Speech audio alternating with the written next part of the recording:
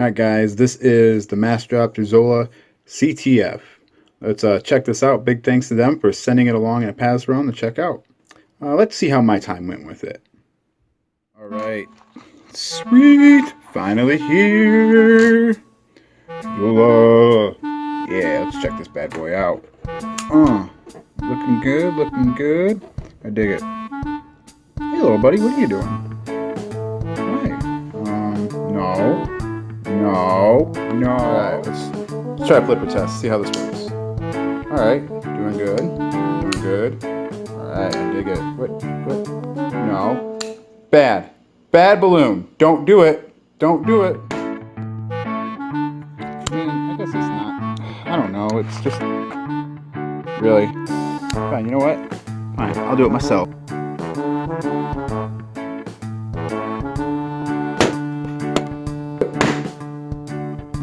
Well, let's just kick it off, shall we? Alright, so I'm going to do a little bit of a disclaimer before I start this review. I think this is my first disclaimer that I've ever done, and I feel like I need to get something out of the way. This is a review of this knife, not the man that designed it, not his customs that he does, but this knife in particular. This was designed by Bob Terzuola, the godfather of the tactical folding knife. He is an awesome designer, awesome industry leader, just a member of the community. That man has done more with his pinky finger for the knife industry and community than I will ever do. So I acknowledge that. The guy's a great guy. He's an active member. So that's what we're not reviewing. We're not reviewing him. We're reviewing this collaboration with Massdrop and we. So I just wanted to get that out of the way because this is in no way a reflection of him. This is just about this particular knife. So let's jump into it, shall we? We're gonna throw in a spec check and then we'll get started. All right, guys. Here we go.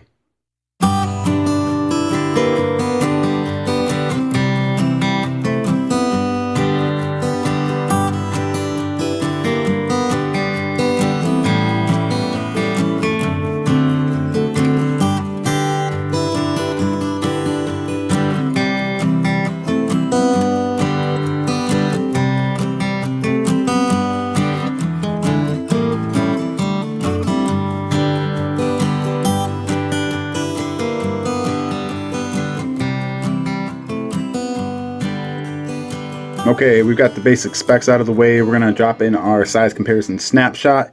And as you can see, this thing, just dimension-wise, is very, very close to the Benchmade bug out. And I think that's a great size for a EDC style knife. I love the dimensions of this knife. And I guess that's how we're going to kind of kick this off. We're going to start with the pros, the things that this knife is doing well. We're going to do the so-sos, the nitpicks about the knife, things that kind of stand out as talking points. And then we're going to do the oh no's, things that might be deal breakers on the knife. And yeah, that's how we're going to roll with this one. So the pros of this knife. First things first, one of the things that stand out about this knife in particular is all the deployment methods on here. Let me back the camera up just a little bit. I think multiple deployment options is a great thing. So you have your flipper tab. All right, cool, awesome, that works great. You have your thumb disc, which is a great design thumb disc, by the way. Awesome. You can spidey flick the fuller and not hit the table, and you can spidey flick the thumb disc if you really want. All right, now we can slow roll, and if you want, let's see, can we spidey drop? Yeah, let's spidey drop. Yeah, I mean, you can just, this thing opens for days, different ways. So that's a great thing about this knife is I love multiple deployment options, and this knife has you covered. One of the deployment options, another thing this knife is doing really well is this flipper tab. You can see it pretty much disappears, and even when it's not when it's resting on the back of the knife, sticking out, it doesn't stick out hardly at all. So when this is in your pocket, you see it's got that slope down and it doesn't stick out very far. That's a great design on the flipper tab. I really dig the flipper tab on this knife. And that leads to a pretty nice smooth action. You can see it deploys really well. It's got a nice little sound to it. It feels really nice in hand, and it's a very reliable, very dependable flipper. Now when you're disengaging the knife, the action is super smooth going down. It's on ceramic bearings, and it shows. It really does. I mean, fail. There we go. But the ceramic bearings are really smooth. I'm very happy with it. It feels nice from like everything that's going on with deployment, the action of it. It's doing it great. So when you do deploy it, you get to see this beautiful blade. One of my favorite blades I've seen on a knife in a while or just had in hand. You got this nice kind of drop point with this high flat grind with the fuller on the flats. This is executed very well. You can see Bob Terzuola's logo there. You got the dragon. Hold on, let me get in. And that's all you really have. I think that's nice, subtle. I think it works really well with the design of this knife. Just a beautifully executed blade. So that's another thing this thing is doing really well. That even with the thumb disc, I like where it sits. You get your thumb on it. It's not getting much of the cutting path. A little bit right there, but I'm usually cutting with the front part of my blade. I mean, I'm okay with that. That's not a talking point for me really. So those are some of the things that it's doing well. A couple other things it's doing well is going to be just the overall just dimensions, as I stated earlier. I really like where this thing hones in. For me, with my smaller hands, it fits all the way in. I like the blade shape, the blade size, the handle size, the weight of it. It's all coming in really good, really comfortable. It's a nice EDC style blade, size blade, and aesthetically looking, it's a pretty knife. It really is. I can't bash it on looks. Looks alone, this guy is winning a lot, and that was one of the reasons I was, without getting in hand, just aesthetically, it really called out to me when I found out I was going to get it to the table. So that was one big awesome win on this knife. And just touching on the looks real quick, I'm going to give you a quick preview. You can see you've got the titanium hardware, which is the nice kind of like the bronze, that dirty bronze color. The clip matches, the thumb disc matches, the liner match. It's a really nice touch. But that's going to lead us off into the so-sos of the knife, the nitpicks. Where am I going to nitpick this knife? Well, one of the things I'm going to nitpick is, I guess not really a nitpick. I'm just bringing this to attention because for some people it might be a deal breaker, for others maybe not. And for me, it's not really a deal breaker. This is not the deal breaker on the knife. I'm going to show you a clip right here of it going in and out of the pocket. You can see it looks really nice in the pocket. You do have a little bit sticking up, but I think it's a handsome clip, and I like the way it just sits in there. It's nice and secure, but it's not very snaggy. So the pocket clip is okay. But where it sits on the knife, you can see it sits right here. It's kind of in a little bit of a lower spot. This is going to be in the meat of your hand a lot, and that just being raised, having a higher elevation than the handle scales, and then that does kind of cause a little bit of a hot spot. Nothing that's a deal breaker, but it is something that caught my eye on the knife. Another thing, this one can be a oh no or a so-so depending on who you are. So hold tight for 1 second. So this was a little disappointing on how sharp this was out of the box. So it's very terry right now. I'm sorry, that's really out of focus. Let me get there. All right, there we go, back in focus. It's kind of hesitant to get into the paper, and as you're getting into the paper, there's a sharp section right at the top of the blade, but it's very disappointing on how sharp this was out of the box. I know WE is the one that made this, and WE does really good edges. I've had really good luck with WE knives out of the box, and so that was kind of disappointing. It wasn't very sharp coming out of the box, and we haven't touched on the price yet. This goes for, I believe it's $149.99 on Massdrop. I'll pop it up if I'm wrong, but that's where we're at right now. I'm kind of liking that price point for this knife. You got the S30V, you got the titanium liners, you got the ceramic bearings. That's okay, cool. We're talking $149.99. I'm digging that price. Until we get to the O-nose, and the O-nose is going to touch on something that for me is an absolute deal breaker on this knife, and for some reason others are okay with it, and it's kind of perplexing to me as why. And well, I guess we'll just jump into what that is, and that's going to be the edge of these this G10 here. So I'm going to get in on it really quickly and let you take a look. That is a very very sharp angle right there, and it's very uncomfortable. I'm not digging this at all. And I know with just hearing that right off the bat, you might think that's not a big deal, but we're going to talk about it a little bit more. I know WE is capable of doing really nice edges on their G10. The backlash being one of them is just fantastic all the way around. This is really, really sharp, and I'm going to demonstrate that here in a few moments. And I was really perplexed when I hear people talking about, well, all you got to do is take some 22 or 220 grit and just go around and knock down the edges. But when anybody's paying $150 for a knife, you shouldn't have to finish the knife for the manufacturer.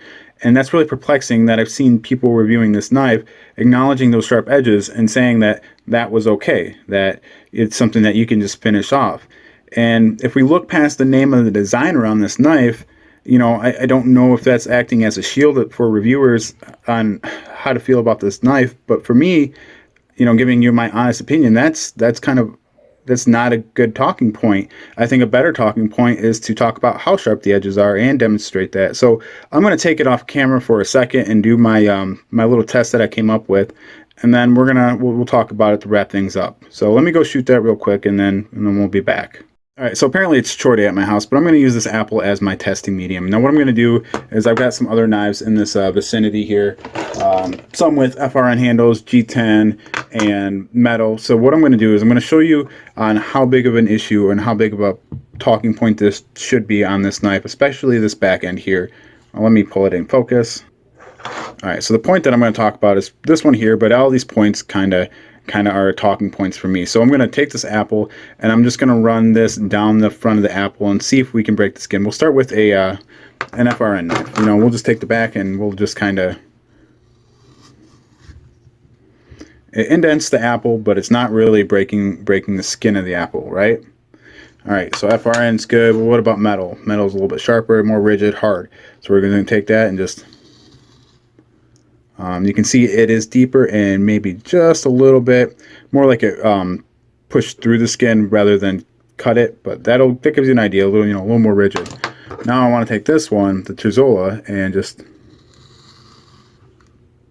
I mean, that's what that edge. That's what that edge is doing compared to a metal edge and FRN. Let me grab some other G10 real quick, just as a testing constant. So I've got another knife here, and this one's got G10 as well. This is a Kupi knife, so we're just going to try to, and you can see it's indenting it, maybe broke through a little bit there, but nothing like that. I mean, I can kind of push through, but this wasn't even that much force. Now I'm going to show you another point, and that was on my hand. So here it is sticking in and out of the pocket. And this is another point where I think that this could be an issue, is it's in your pocket and you reach your hand across, and this is what my hand looks like after I ran it across the knife.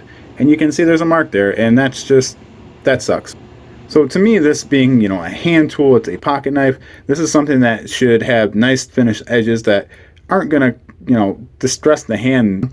I just don't think it's executed very well.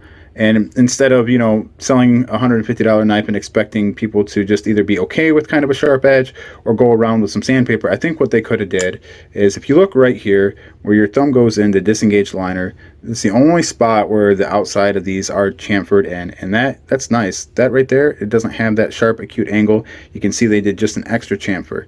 And I think if they would have went around the edge of this knife all the way around, there's room there. They could have cut that back and remove that elevation. I think that would have really fixed that problem. And that just, I don't know. It's an odd talking point for me, because I haven't really, I don't watch a lot of reviews of knives before I review them, but this one I wanted to, just to see what the talking point was on that. And I wanted to bring that to your guys' attention. To me, that's a deal breaker. So unfortunately, I hate to say it, because I loved this knife before I got it. I was really hyped to get it. My expectations were really high, and it's a pretty good knife. But for those issues, you know, that I mentioned, I think this is going to be one that I'm going to have to unfortunately say that I'm going to leave it for the $150 and for the issues mentioned. And that breaks my heart to say that, because like, you know, I said, I was really excited to get this knife, and I know a lot of people are really putting this knife up on a pedestal because of the designer. And like I said, this is nothing against the designer. Bob Terzuola is the man, but I'm just not happy with the way it was executed by Massdrop and We Knives. So there's my review of the Massdrop Terzuola CTF. Thanks for watching, guys. If I'm wrong, by all means, let me know I'm wrong. If I've got little pansy hands and, you know, I'm just being too soft or delicate, let me know. You know, that's what this channel is about, giving you guys my take on my journey through the knife world and the knife hobby, and you guys can educate me all the time. I'm more than happy to listen. All right, guys. Well, I appreciate you watching. Hopefully this gave you guys something. We'll see you all really soon. Have a good one. Take care. Later, guys.